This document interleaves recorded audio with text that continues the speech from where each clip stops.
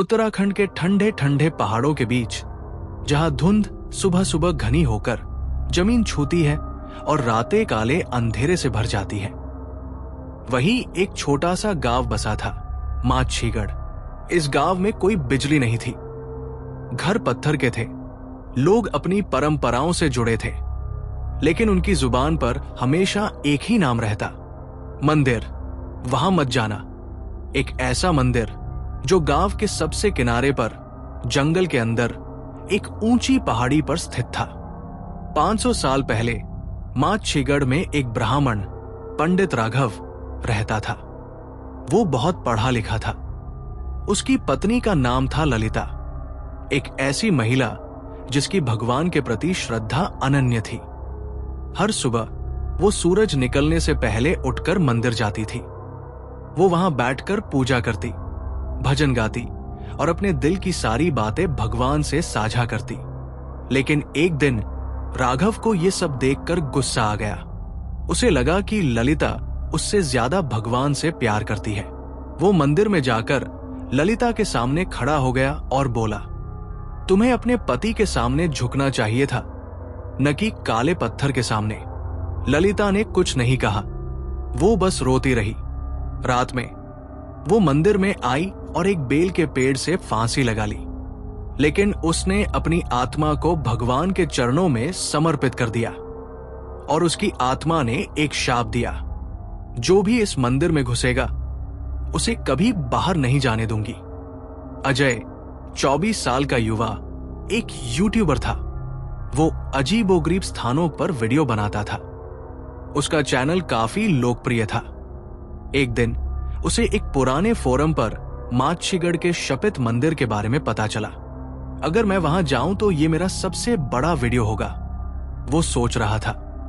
उसने अपने साथ ले लिया 4K camera, tripod, torch, portable recorder, पानी और खाने का सामान। गांव पहुंचकर उसने लोगों से मंदिर के बारे में पूछा। तुम्हें वहां नहीं जाना चाहिए, एक बुजुर्ग ने कहा। क्यों? क्योंकि वहां कोई नहीं लौटा। कभी नहीं। लेकिन अजय नहीं माना। अजय रात के 12 बजे अपने सारे सामान के साथ मंदिर की ओर निकल पड़ा।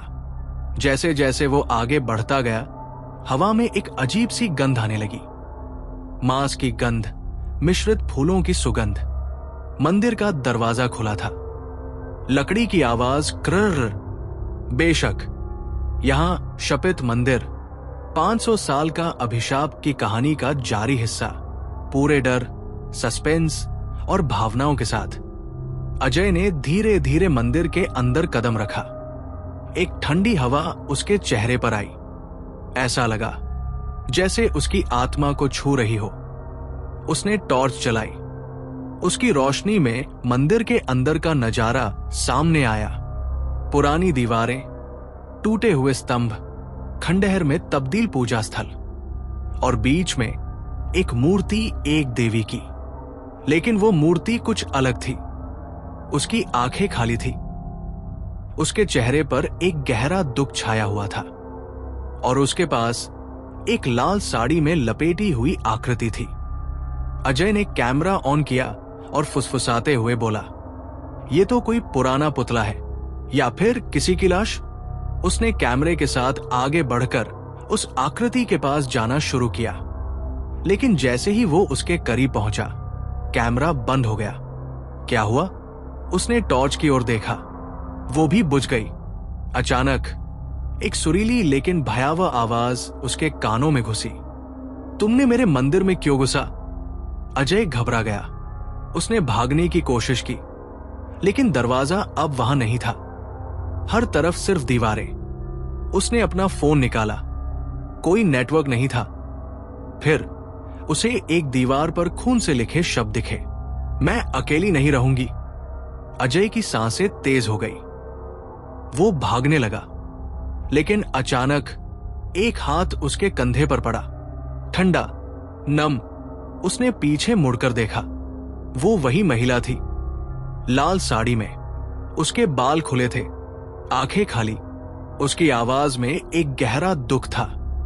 तुम्हें भी यही रहना पड़ेगा मेरे साथ, अजय चिल्लाया। लेकिन कोई आवाज नहीं आई। फिर सब कुछ काला हो गया।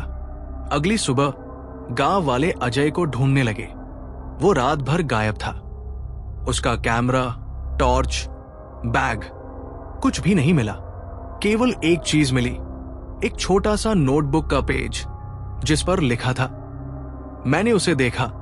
वो अभी भी रो रही है और वो कह रही थी, तुम मेरे साथ रहोगे। गांव वाले डर गए। उन्होंने मंदिर के पास जाने से सभी को मना कर दिया।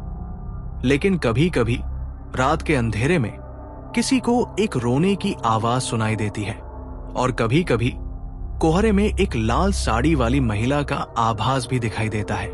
कहा जाता है कि ललिता की आत्मा अभी भी उस मंदिर में है। वो अपने पति के अत्याचार से बचने के बाद भी अब तक अकेली है और वो किसी को अकेला नहीं रहने देती।